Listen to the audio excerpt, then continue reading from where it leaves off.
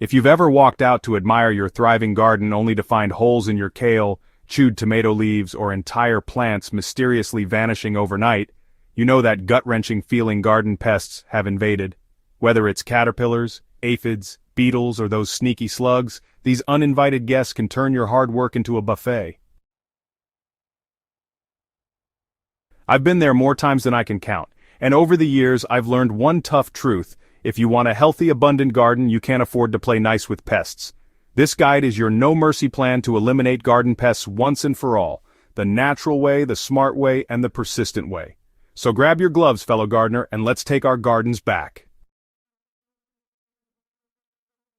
Before we dive into solutions, let's get real about why pests thrive in some gardens. It's not always because you did something wrong. It's because pests are opportunists. They're drawn to tender, stressed plants, warm soil, or lush vegetation without natural predators around. The truth is, a healthy, balanced garden doesn't attract massive infestations. But when the balance tips, say you overwater, underfeed, or leave weeds and debris lying around, pests see an open invitation. Knowing this helps us fight them smarter, not harder. I always say on Soil Sage Chronicles, healthy soil is the best pesticide. Weak, nutrient-deficient plants are just pest magnets. If your plants are thriving, pests are way less likely to overwhelm them. Sometimes the easiest way to fight pests is to not let them in at all. Physical barriers may not sound fancy, but trust me, they're real game changers. One of the first natural tricks I learned, and honestly still use, is the soap and water method. A mild spray made of water and just a few drops of liquid soap can wipe out aphids, spider mites, and whiteflies overnight. The soap breaks down their protective coating, and the water pressure knocks them right off your plants. Just make sure to spray in the early morning or evening so you don't burn your plants in the sun. It's cheap, safe, and honestly, it works like magic. Now, this is where things get exciting. While we're talking no mercy for pests, that doesn't mean you're fighting alone. Nature has already built an army of assassins for your garden. Ladybugs devour aphids by the dozens.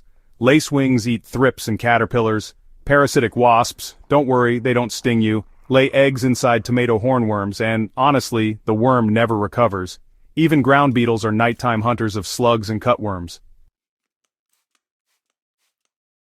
Sometimes you need a little extra firepower. That's where natural DIY sprays come in. Here are a couple that have saved my harvest more times than I can count. Garlic spray. Just blend garlic cloves with water and strain. The smell alone repels everything from aphids to beetles. Neem oil spray, a natural oil that messes with pests' reproductive systems. It's especially effective against caterpillars and leaf miners.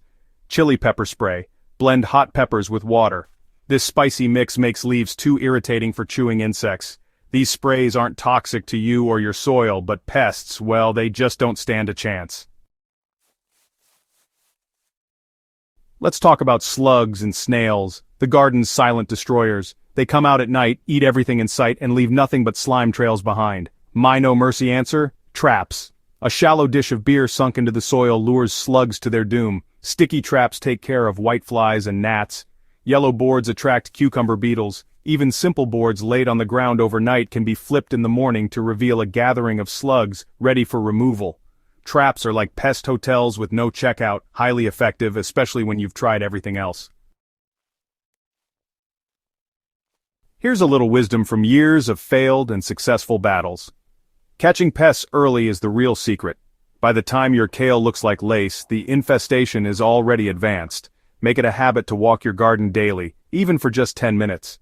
Look under leaves, check the undersides, and notice any eggs, webs, or tiny holes. Early detection means quick elimination, before pests multiply. Think of yourself as the garden's security guard, always on patrol. Mother Nature is clever and we can use her tricks. Companion planting is one of the most underrated pest control strategies. Sometimes, despite all efforts, a pest takes over. In that case, the no mercy method is to remove and destroy the infested plant before it spreads. I know it hurts. I've had to rip out entire zucchini plants crawling with squash bugs. But losing one plant is better than losing the whole bed. And once you remove it, clean the area thoroughly, refresh the soil with compost, and plant something different there. It's tough love, but it works. Here's the truth most gardeners don't like to hear. Pest control is never a one-and-done battle. It's a season-long commitment. But with the right mix of prevention, natural allies, sprays, traps, and persistence, you really can eliminate pests without reaching for harmful chemicals. Every year, I win more battles and lose fewer plants, and I promise, if you stick to these methods, your garden will become a fortress too. At the end of the day, gardening is about balance. But when it comes to pests, I stand firm. There's no room for mercy. They don't pay rent, they don't contribute, and if left unchecked, they'll ruin everything you've built. So fight smart, fight hard, and remember, you're not alone in this. If you found this guide helpful, head over to Soil Sage Chronicles on YouTube. I've got videos breaking down these methods step by step, so you can see them in action. Don't forget to subscribe, like, and share this article with fellow gardeners. Let's grow gardens that thrive, pest-free, strong, and abundant. Because at Soil Sage Chronicles, we're not just gardening, we're gardening with purpose.